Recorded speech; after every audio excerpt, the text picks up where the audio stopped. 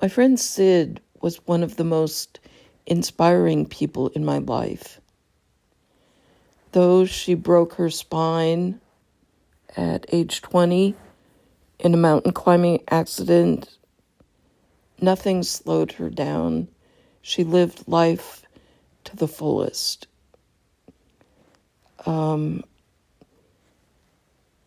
She told the story of that accident, of how she wished she had listened to her intuition that said, I'm not so sure this is a good time to go. She said she shit 2 times that morning of the climb, that they had all kinds of obstacles on getting to the trail, the car breaking down and all this. And she said, why didn't we listen to these little don't do it today kind of messages?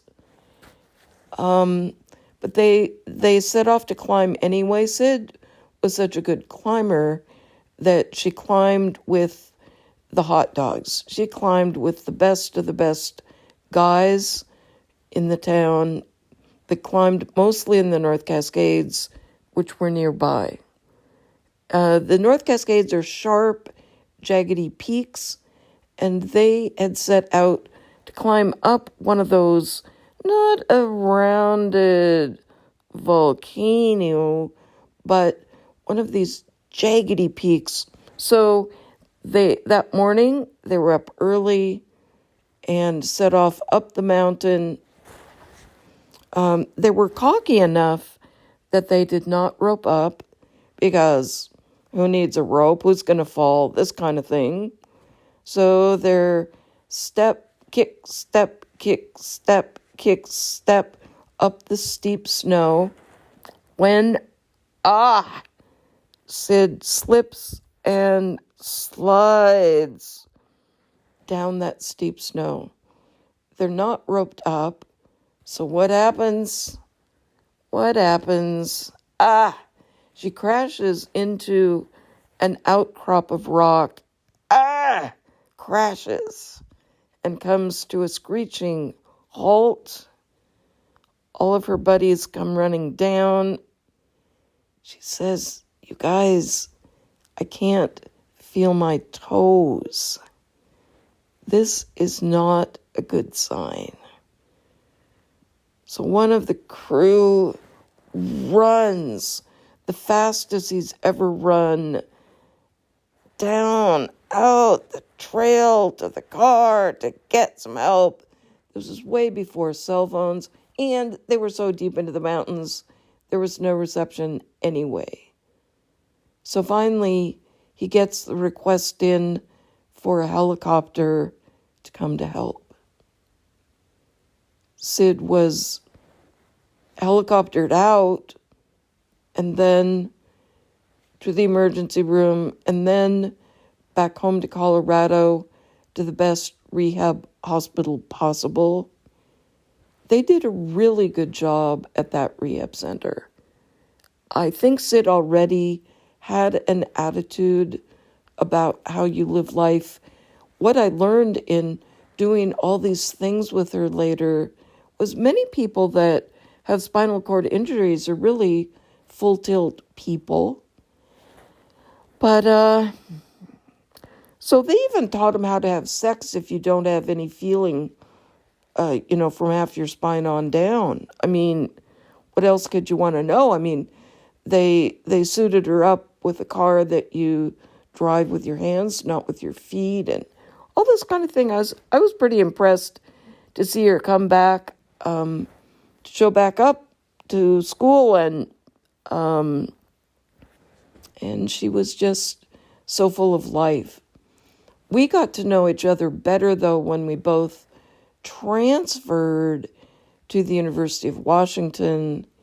She lived just down the hill a bit from my parents. So when I would visit my parents and then go on a walk, I would go past the apartment she lived in. And somehow we bumped into each other, and somehow we started talking, and she invited me to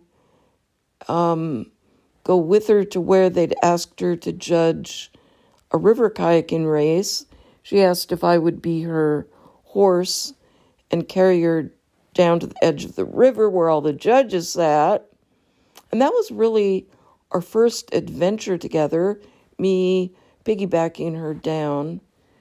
She later said I was the best piggybacker, that I may not be as strong as some of the guys, but that I was the most sure-footed on these slippery river rocks and didn't dump both of us. So we did a lot of amazing adventures together. She asked if I would join the wheelchair team in the ride, row, run race in Redmond. And so one of her friends was wheeling as fast as the runners. Another friend was pedaling arm-powered bicycle as fast as the bikes. And Sid and I were in a canoe. We had actually practiced how she could stay upright because she didn't have the muscles from halfway down her back anymore working right. We tried to rig a way she would stay upright so that we could power our way up the Sammamish Slough in the race. And, we practiced, but throughout that row up the Sammamish Slough, Sid got more and more horizontal. She couldn't stay upright.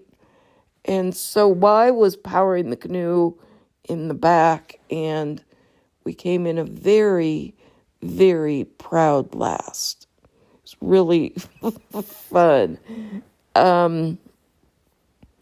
She also invited me down the Yampa. She had looked at everything she could do. She could river kayak, she could sea kayak, because the kayak sort of helped her stay upright. She certainly had the arm strength. So on the Yampa, I was in the raft, helping to support her and Hank if either of them fell in, and helping. Actually, she had kind of sort of invited me to be on the team because she still liked how I piggybacked her. So she said, will you come on this river trip so that you can carry me up the side canyons? And I said, I would absolutely love to. So all her life, she'd looked at things this way. She was an amazing swimmer. We would meet often at the UW's pool at noonish when we were both at school there. And she had massive pecs and just massive. She later became a gold medalist in the wheelchair Olympics. Her butterfly was amazing. She could beat me just with her arms compared to me with my arms and legs. It was like this in so many things. She could do the slalom course in her wheelchair, and I had a hard time. She could knock me out in tennis. So she simply looked at how I can live my life to the hilt. What was so impressive about her, though, was the story she told when we went up the Quinault. She had majored in communications and then got hired by the Park Service to be a ranger naturalist, telling the stories about how the Olympics rose up out of the sea and what the flowers were and all that kind of stuff. And she got to know the packer in the park who packed everything in by horse. And the packer had offered her she could go. The packer would take her anywhere in the park she wanted to go, by horse. So because Sid thought I was the horse, she asked me if I would come on the packing trip to shot put her up onto the horse, and we would go up the Quinault. It was on that Quinault trip that we talked about her accident and how she looked at things, and she said, "Anne, I'm actually grateful. This accident has not slowed me down in the least. I think anything is possible."